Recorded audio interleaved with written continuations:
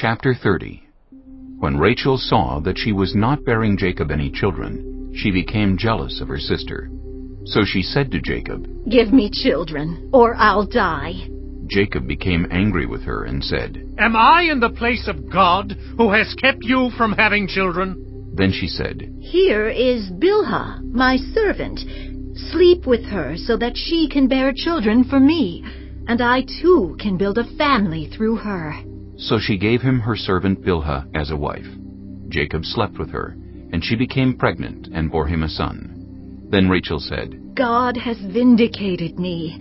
He has listened to my plea and given me a son." Because of this, she named him Dan. Rachel's servant Bilhah conceived again and bore Jacob a second son. Then Rachel said, "I have had a great struggle with my sister, and I have won." So she named him Naphtali. When Leah saw that she had stopped having children, she took her servant Zilpah and gave her to Jacob as a wife. Leah's servant Zilpah bore Jacob a son. Then Leah said, "What good fortune!" So she named him Gad. Leah's servant Zilpah bore Jacob a second son. Then Leah said, "How happy I am! The women will call me happy." So she named him Asher. During wheat harvest, Reuben went out into the fields and found some mandrake plants, which he brought to his mother Leah. Rachel said to Leah, "Please give me some of your son's mandrakes." but she said to her, "Wasn't it enough that you took away my husband? Will you take my son's mandrakes too?" "Very well. Rachel said. He can sleep with you tonight in return for your son's mandrakes." So when Jacob came in from the fields that evening, Leah went out to meet him. "You must sleep with me. She said. I have hired you with my son's mandrakes." So he slept with her that night. God listened to Leah, and she became pregnant and bore Jacob a fifth son. Then Leah said, "God has rewarded me for giving my servant to my husband." So she named him Issachar. Leah conceived again and bore Jacob a sixth son. Then Leah said, "God has presented me with a precious gift. This time my husband will treat me with honor, because I have borne him 6 sons." So she named him Zebulun. Some time later she gave birth to a daughter and named her Dinah. Then God remembered Rachel. He listened to her and enabled her to conceive. She became pregnant and gave birth to a son, and said, "God has taken away my disgrace." She named him Joseph, and said, "May the Lord add to me another son." After Rachel gave birth to Joseph, Jacob said to Laban, "Send me on my way so I can go back to my own homeland. Give me my wives and children for whom I have served you, and I will be on my way. You know how much work I've done for you." But Laban said to him, "If I have found favor in your eyes, please stay. I have learned by divination that the Lord has blessed me because of you." He added, "Name your wages, and I will pay them." Jacob said to him, You know how I have worked for you, and how your livestock has fared under my care. The little you had before I came has increased greatly, and the Lord has blessed you wherever I have been. But now, when may I do something for my own household?" "What shall I give you?" he asked. "Don't give me anything. Jacob replied, But if you will do this one thing for me, I will go on tending your flocks and watching over them. Let me go through all your flocks today, and remove from them every speckled or spotted sheep, every dark-colored lamb, and every spotted or speckled goat.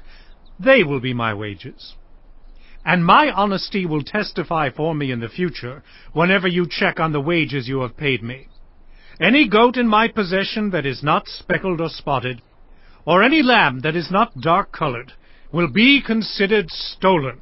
"Agreed," said Laban. "Let it be as you have said."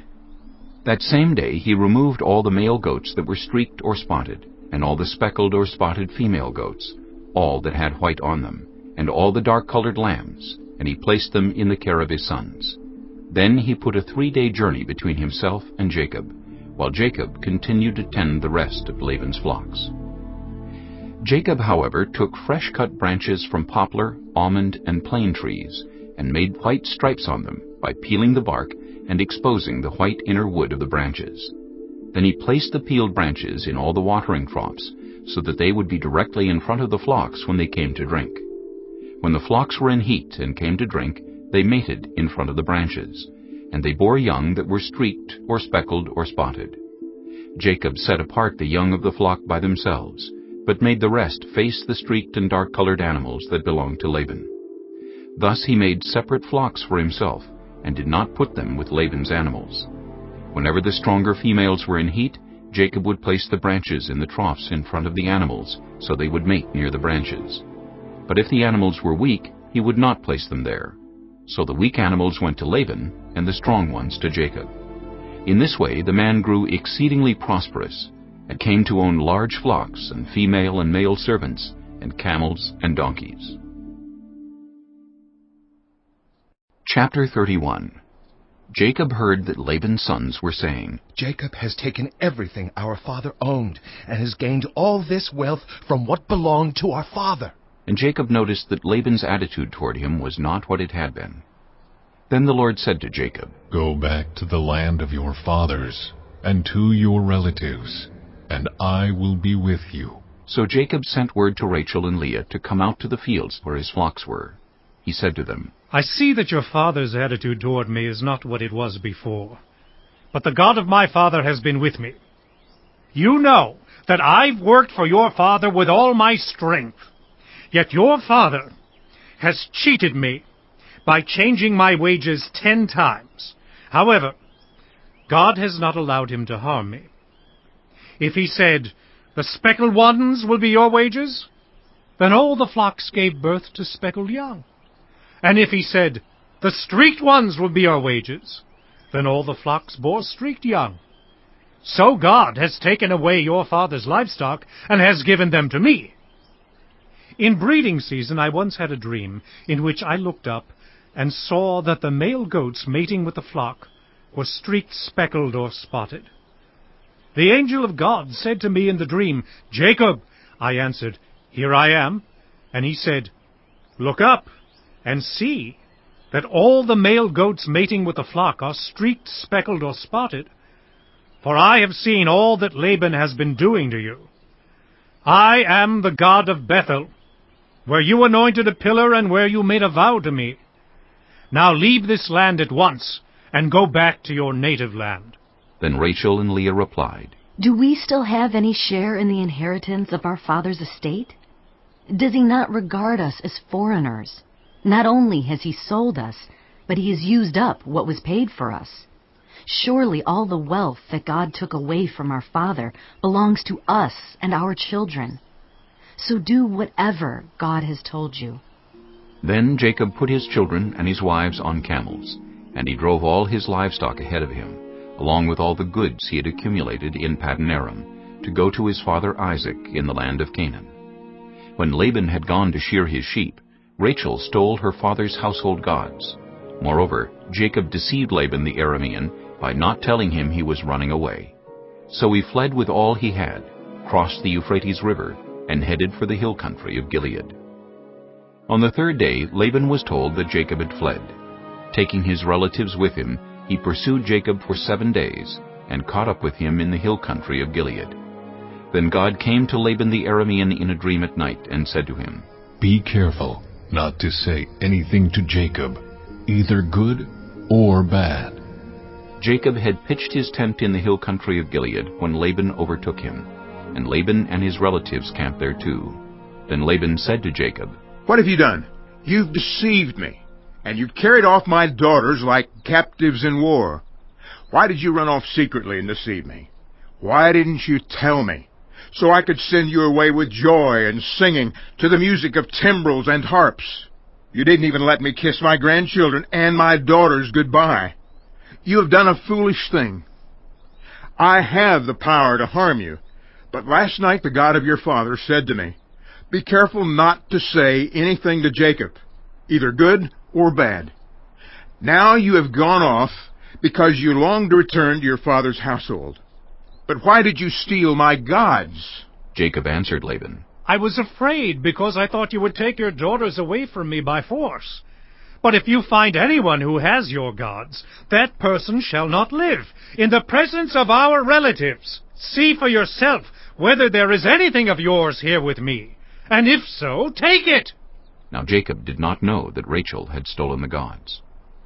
So Laban went into Jacob's tent, and into Leah's tent, and into the tent of the 2 female servants, but he found nothing. After he came out of Leah's tent, he entered Rachel's tent. Now Rachel had taken the household gods, and put them inside her camel saddle, and was sitting on them. Laban searched through everything in the tent, but found nothing. Rachel said to her father, Don't be angry, my lord, that I cannot stand up in your presence. I'm having my period. So he searched, but could not find the household gods. Jacob was angry, and took Laban to task. What is my crime? He asked Laban. How have I wronged you that you hunt me down? Now that you have searched through all my goods, what have you found that belongs to your household? Put it here, in front of your relatives and mine, and let them judge between the 2 of us. I have been with you for 20 years now. Your sheep and goats have not miscarried, nor have I eaten rams from your flocks. I did not bring you animals torn by wild beasts. I bore the loss myself. And you demanded payment from me for whatever was stolen by day or night. This was my situation. The heat consumed me in the daytime, and the cold at night, and sleep fled from my eyes. It was like this for the 20 years I was in your household. I worked for you 14 years for your 2 daughters, and 6 years for your flocks, and you changed my wages 10 times. If the God of my father, the God of Abraham, and the fear of Isaac had not been with me, you would surely have sent me away empty-handed. But God has seen my hardship, and the toil of my hands, and last night he rebuked you. Laban answered Jacob, The women are my daughters, the children are my children, and the flocks are my flocks. All you see is mine. Yet what can I do today about these daughters of mine, or about the children they have borne? Come now, let's make a covenant, you and I, and let it serve as a witness between us. So Jacob took a stone and set it up as a pillar. He said to his relatives, Gather some stones. So they took stones and piled them in a heap, and they ate there by the heap. Laban called it Jegar-Sahadutha, and Jacob called it Gilead. Laban said, This heap is a witness between you and me today. That is why it was called Gilead. It was also called Mizpah, because he said, May the Lord keep watch between you and me when we are away from each other. If you mistreat my daughters, or if you take any wives besides my daughters, even though no one is with us, remember that God is a witness between you and me. Laban also said to Jacob, Here is this heap, and here is this pillar I've set up between you and me. This heap is a witness, and this pillar is a witness, that I will not go past this heap to your side to harm you, and that you will not go past this heap and pillar to my side to harm me. May the God of Abraham and the God of Nahor, the God of their father, judge between us. So Jacob took an oath in the name of the fear of his father Isaac. He offered a sacrifice there in the hill country, and invited his relatives to a meal. After they had eaten, they spent the night there. Early the next morning, Laban kissed his grandchildren and his daughters and blessed them. Then he left and returned home.